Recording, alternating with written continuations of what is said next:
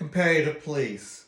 When people talk about free enterprise police, I understand why some people get very nervous about that. What if there's not proper funding? What if there's not proper training? What about oversight? What about cooperation?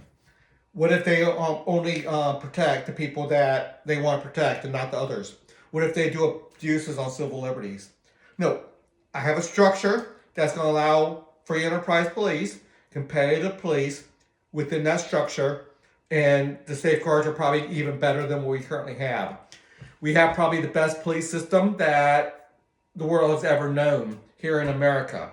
Obviously, there's challenges, but you go back in the past and there was a lot more challenges. We have one of the best. I'm saying that I think we can do better. The free enterprise system has always done better. It brings a better quality, better funding, better productivity, better efficiencies. Overall, competitive governance free enterprise system, and the competitive governance is another word for free enterprise to a large degree. They will bring in those benefits with a set of the structure and a hierarchy that's going to bring in all the safeguards, the civil liberty safeguards. So let's go through the bullet points. One part of a citizen's responsibility is to help create, fund, and enforce the rule of law. So that's part of a person's responsibility, a citizen's responsibility. So they have to get a police contract. Now, there's a minimum amount for that police contract. And there's going to be a lot of factors involved in what that minimum cost is. If you have a house that's worth $500,000, you might have to pay a little bit more than a house that's worth $200,000. You have extra land that needs to be guarded by police. That's additional to the addition. If you have a business that has a large business, maybe more than somebody who has a small business, there'll be a lot of factors in. But the target is going to be roughly the same funding we currently have now. And then if the crime rate is too high, we up it. So that's all part of the bullet points. I'm going to help do that. So let's keep on going here. There's going to be a competitive police governance and a hierarchy of leadership. So throughout the whole country, the FBI and the like, all the different law enforcement throughout the country, there will be 12 competitive police systems. Within the state, let's say Virginia, there'll be 12 different state police organizations. Within a city, let's say Chesapeake, Virginia, where I am, there'll be about a dozen different police organizations. Now, there's a lot of problems that you can already think of. We have them all solved. Obviously, and then each police organization is going to help solve those. I have the structure that's going to create an area where it's almost going to be mandatory that the areas and the problems are solved. And if your organization is not doing a good job solving that, not being part of the solution, switch to a different police organization. There's always that ability. Okay, there's going to be a competitive police governance and a hierarchy of leadership.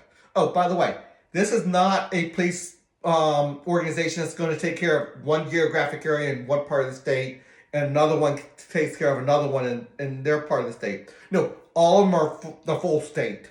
The 12 in the city, you got 12 in the city, not taking each geographic area of the city. Everyone does the full city. And their main focus is their members, but they are they help anybody in immediate need. So let's keep on going. A badge requires police officers. So a badge is important. We'll talk about how you get that badge, the training and different things. But a badge requires police officers to protect everyone in immediate danger within guidelines. So it's going to be very similar to what we currently have, but once the immediacy leaves, your police agency starts doing the investigation. And there'll be a lot of factors involved in that. All police business, there's a lot of, I say guidelines. All your police organizations are going to have to work together. So those guidelines are going to be well thought out. And they'll change over time to get better, well thought out. All police businesses must cooperate in many aspects, such as the joint patrols. So a neighborhood, you don't need 12 different cops patrolling one neighborhood. That's just too many people. You don't have the budget for that. So, yeah, they're going to cooperate with joint patrols and unified 911 and maybe some crime labs. So pretty multiple crime labs. Probably every police business in the state will have its own crime labs and the like. Um, and they can cooperate with others. So cooperation is going to be big. Okay. Every citizen and business must contract with at least one of 6 viable police law enforcement businesses. I say 6 because the max size is 20% of citizens. That's the max size of a police organization. The minimum size is the 5%. So that's going to get probably roughly a dozen. But at the minimum, 6 viable law enforcement businesses. Part of the price of contracts would be based on the value of homes or percentage of sales for a business. Again, there's going to be a lot of factors that's going to build into this, but the target is the full amount for the state is going to be roughly the same budget they currently have. The city government as well. Every police business and officer must obtain a badge from representatives of 70% of citizens on Law Enforcement Authorization Board. So representatives voted for by the people, actually selected for representative agencies, as I like to say.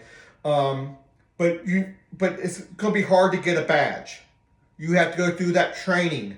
You have to go through the police academy. You have to be having serious internal affairs investigation overview. You have to submit to authority to the hierarchy. You have to do the things that you have to do. Let's keep on going. This board will train officers.